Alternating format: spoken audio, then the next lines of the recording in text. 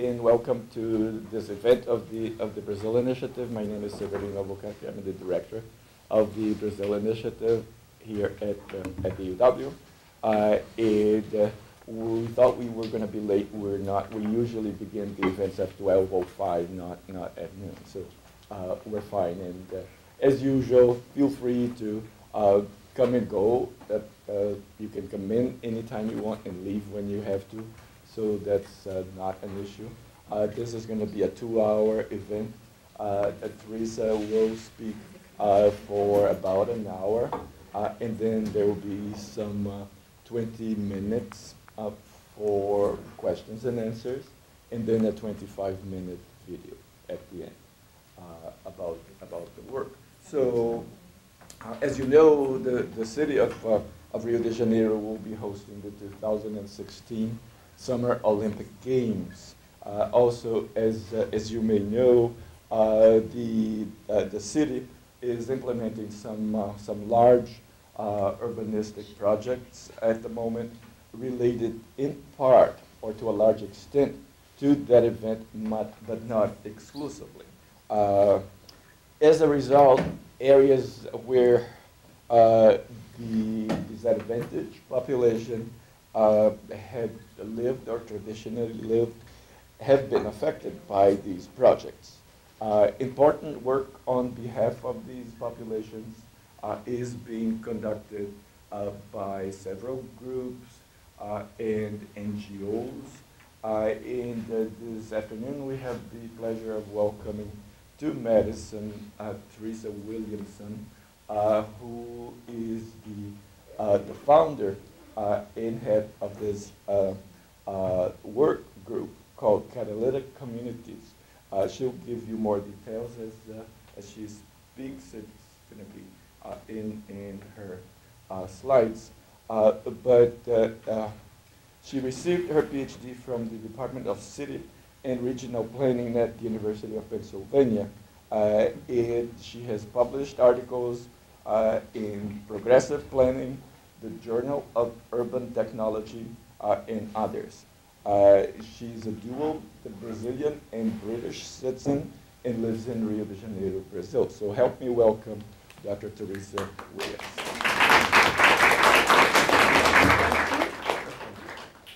Thank you so much, Severino, and Israel and Alberto and everybody, and Meg for making this happen. It's a pleasure to be here. It's the first time I'm in Madison.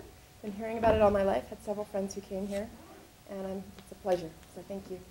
So I'm going to be giving a talk today called Favelas at the Vanguard, Rethinking Our Assumptions in Sustainable Development. I run a nonprofit, an NGO in Rio called Catalytic Communities. I'll start talking a little bit about the organization so you know my background. And then I'll talk a bit more about favelas, because a lot of people have different perceptions of them. And I'll tell you a little bit about how our organization has come to see them after working with them for 14 years. And then I'll talk about the policies that are currently being implemented in Rio and the changes happening in the city. And then we'll talk more deeply about the potential of favelas being seen as and supported as areas as models of sustainable development, which goes against the common sense assumptions about these communities. So that's the talk I'm going to give. And then what I'll do is I'll open up to questions. And then there's a film that our organization created for the Rio Plus 20 Environmental Conference in 2012 that was in Rio called Favela as a Sustainable Model, which is also available on YouTube. You could look it up. That I'll show at the end, so if people can stick around, so stay here all the way through too, you'll see the video as well. If not, you can always check out the video online, and I'll share a slide that shows the link for the video as well. So in terms of my background, my mother's Brazilian, my father's English.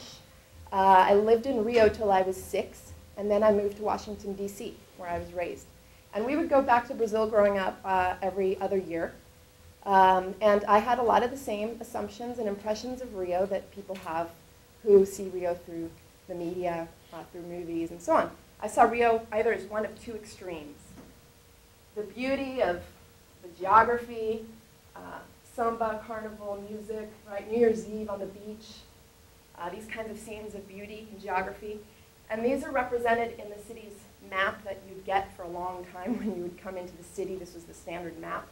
that showed Rio, you know, get off the airport, go back past the Stadium of Christ, and then you're in the South Zone by the beaches and the lagoon. But then I also had this other set of impressions, mainly through the mainstream media, that I would get growing up when I heard about Brazil, and Rio in particular, and it would include things like police incursions in favelas, landslides, unemployment, street children being assassinated, the movie City of God, which was about a decade ago. How many of you have seen City of God? Okay.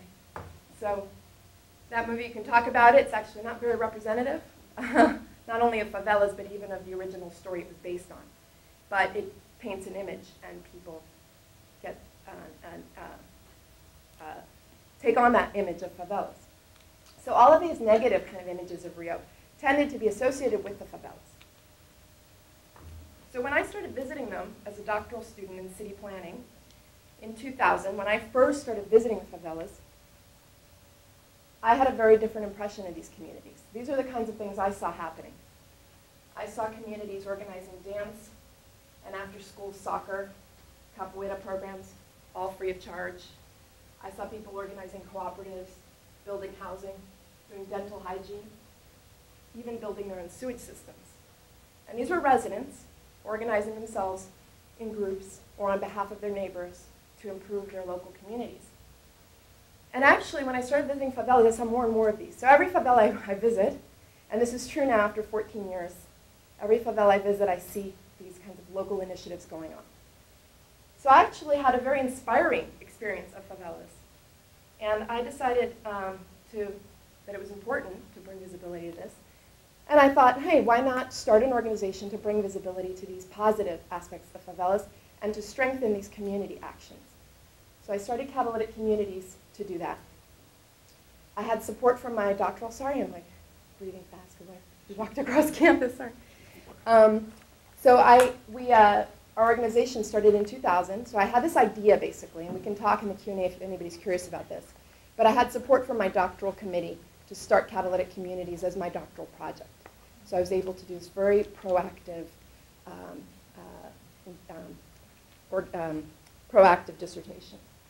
So our first projects from 2000 to 2010 all involved strategic training and networking of favela residents.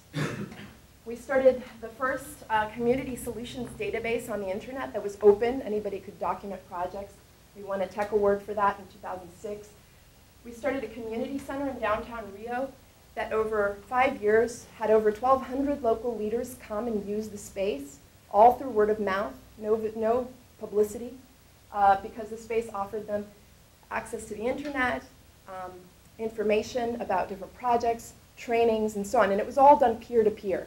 So what was really interesting about our community center was there was no organization coming and telling them what they should learn or what they should do. Community leaders were sharing information across neighborhoods. So it created this incredibly vibrant exchange where you'd have a community leader over here taking their project to a community across the city or sharing resources or tools or contacts. And then in 2010, we did community social media trainings for 180 leaders from all over Rio. And this was during a transition period between these two projects, which relied on a time when the internet was less accessible, to a period now when every single favela in Rio has access to the internet. Every community leader is online. Brazil is the second largest user of Facebook and Twitter now after the US. And in favelas, it's no different. So what we did in 2010 was we noticed this bridge, this period. We transitioned towards more web-based projects. And I'll talk about our current projects now. First is our Rio Olympics Neighborhood Watch. I'll go into more detail about that in a minute. But, and then journalist support. We work with the mainstream media who are covering Rio in the lead up to the Olympics to get more nuanced, productive coverage of favelas. We do strategic training workshops in favelas. We lead and work with communities on debates. So we've had the gentrification debate series, for example, this year in Vidigal. The favela is a sustainable model I'm going to focus on today. Do these visits to universities. We also receive a lot of universities in Rio and work with local partners for universities to visit communities. All these programs work to broadly communicate the issues and the values of favelas and their perspectives, to develop and improve the value of participatory planning in these communities, and to advocate on behalf of inclusive, integrative, and participatory policies. Now, our biggest project over the last 4 years, or 5 almost, and looking forward to the next 2, is Rio Olympics Neighborhood Watch, Rio on Watch. This is a news source. It's the only favela news source in English. And what we do is we document community perspectives in the lead up to the Olympics. So since 2010, you can go back and you can look through a specific favela in Rio. And in English, you can see what residents have been saying about what's happening in that community. You can look at a specific policy, and you can track that policy and how it's affected different neighborhoods, whether it's evictions or police, whether it's public housing or upgrading of favelas, investing, social programs, education, and so on. So you see what communities are saying about all these changes.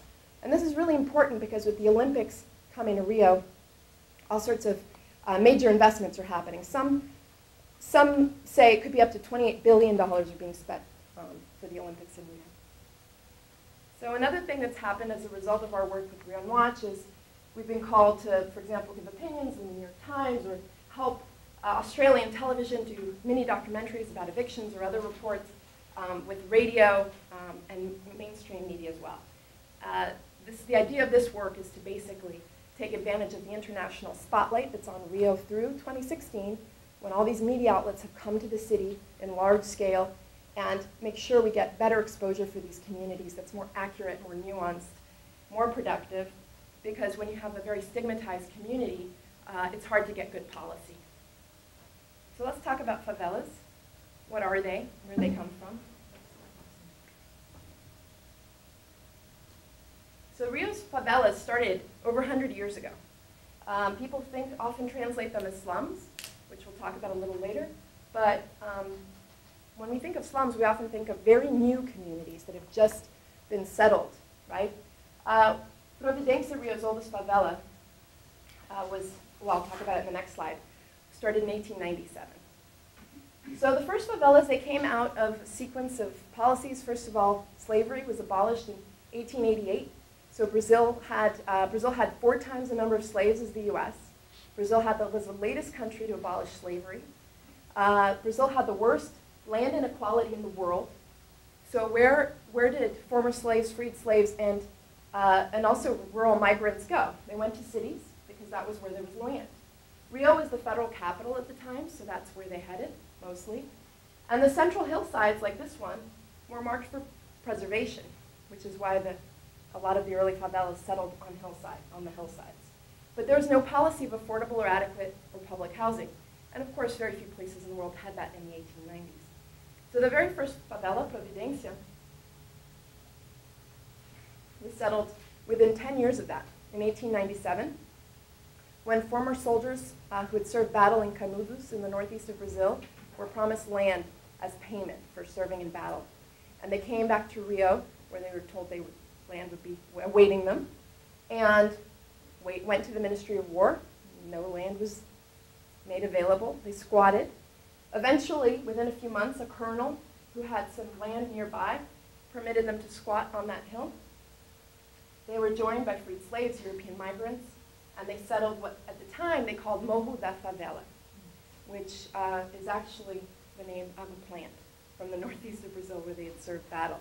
Favela is not translatable to English directly because the word comes from this robust shrubby plant. When they settled the first favela, Providência, they called it Favela Hill after this plant. There was no negative or positive connotation in that word. That was followed by 20th century policies. There was iterations of avoidance and eviction, with avoidance dominating. So basically, the government ignored these communities and just let them be. The most marked period of evictions was during the military dictatorship in the 60s and 70s. But even then, it was a small portion of the favelas overall. There's a history of little and poor quality public housing. So essentially, there were only a few periods where public housing was built. In fact, City of God was one of the few examples of where public housing was built. City of God started as a public housing complex where people were moved out of favelas during the military regime. Eventually, it became a favela. Criminalization of poverty during the 1970s. So for example, the very first drug trafficker in Rio, he says he began drug trafficking because he wasn't allowed to take on formal employment. Why? Because during the military regime, if you were found outside of your community in the city center and you didn't have a reason for being there, you could have a record open on a police station for loitering, and then you couldn't get a job. So basically, if you were from a favela during the military regime, it was very hard to get formal employment, and it also led to a lot of criminality, criminal behavior, or people who went into criminal activity, and the economic stagnation for 30 years didn't help either.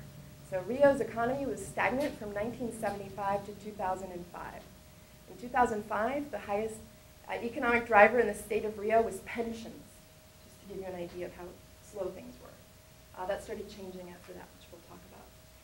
Then all of that led to the 1988 Constitution, when after enough communities like Rio's favelas around the country had formed, social movements were activated, and they fought for inclusion in the Constitution of a number of measures, including an adverse possession clause, which constitutionally mandated that if you had been on land for 5 years or more, you had some sort of legal right to it. If it's private land, it's yours. If it's public land, you also have rights claims, like to a lease or to other types of levels of land rights. So basically, if you're on land for 5 years or more, you have legal rights in Brazil. Now that's not always translated into anything, but it's on the books. And then as a result of that, we actually had very few evictions from the Constitution through 2008. And people invested a lot in their homes, and the government invested a lot in these communities through a program called the Favela Bairro program, which throughout the 1990s invested in over 100 different favelas all over Rio, brought in basic services. So when we think of slums, we think, oh, there's no indoor plumbing, or there's no water, there's no electricity. But in Rio's favelas, almost universally, you have those things. The quality won't be great, but they're present. So as a result of all of these policies, we now have over 1,000 favelas across Rio. 1.4 million people, up to 24% of the population, live in favelas.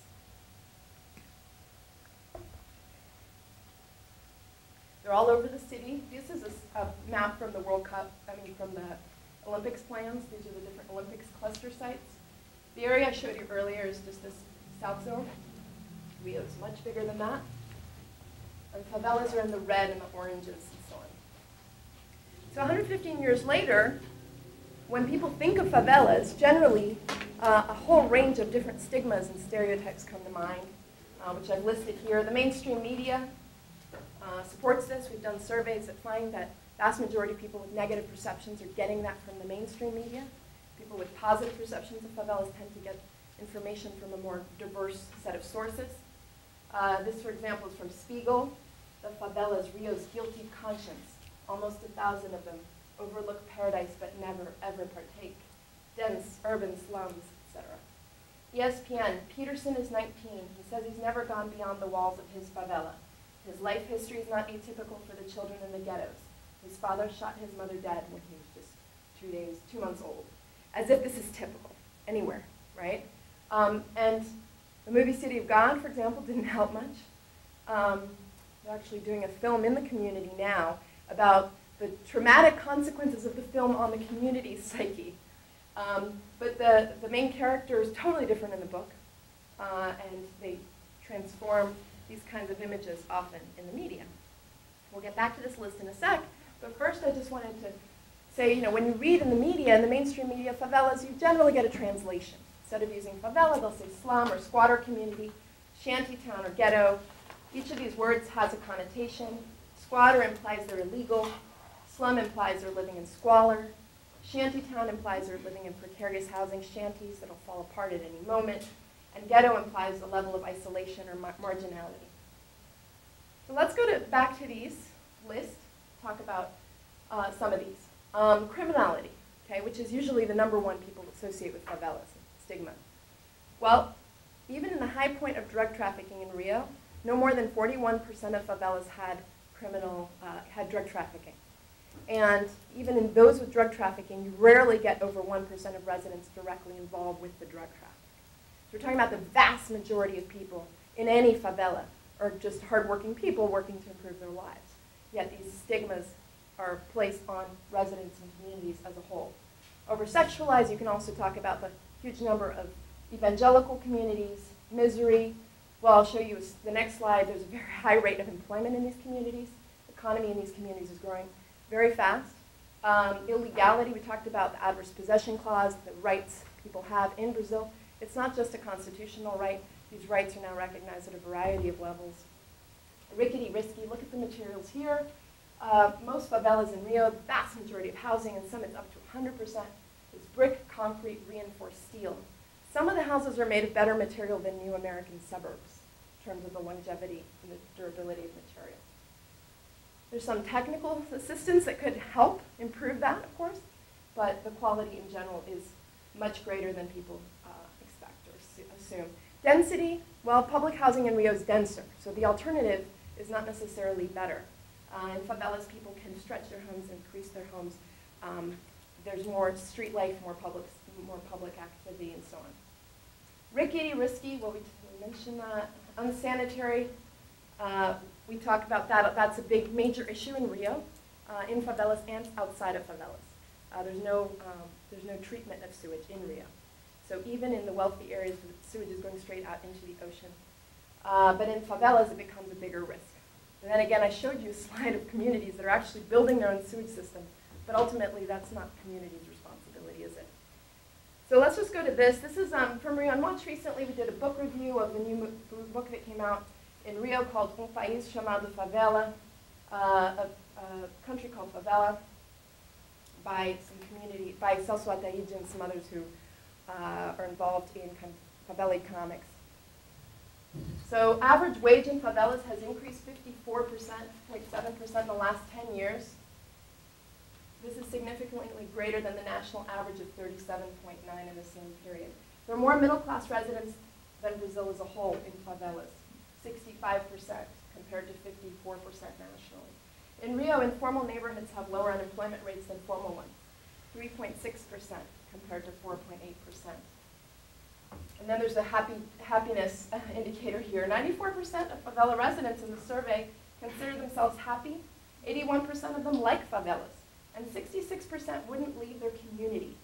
62% are proud to live there. So what defines all favelas? So, back to our work, the reason I kind of showed what we do is so you get a sense of, we've been working with over 200 of these communities over 14 years, heard a lot, we've seen a lot.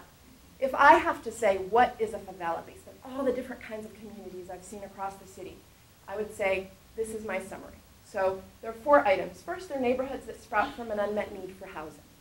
Just simply put, there's no housing available. People need a roof over their heads, so they create it. Number 2, there's no outside regulation. This is really key. So the government doesn't come in and zone and tell you what to do. This can have very negative consequences. It can also be very positive. It can create very functional, dynamic, vibrant places. And that's part of what attributes to the large diversity across favelas. They're established by residents, so you don't have a developer coming in and building a swath of housing. It's made by the people who live there. Every brick is built by somebody. There's history embedded in every square meter. And fourth, they're evolving based on culture and access to resources, jobs, knowledge, and the city. So favelas across the city will be very different. If your favela was settled during one decade, it might be very different from a favela settled in a different decade. If your favela is uphill, it might be very different from one that's low-lying. If your favela is established by a certain personality of leader in the beginning, or currently has a certain type of leadership, that will affect the outcome. If you're near the beach, if you're near the port, if you're near, so all of these different things affect them. So these 1,000 favelas I mentioned are very, very unique. And then as a city planner over all these years, I've come to appreciate a variety of urbanistic qualities in favelas that are kind of organic. They just are there, even though planners like me are trying to implement them in cities around the world. So they're affordable housing in central areas. People live near work. Every favela starts around an employment opportunity.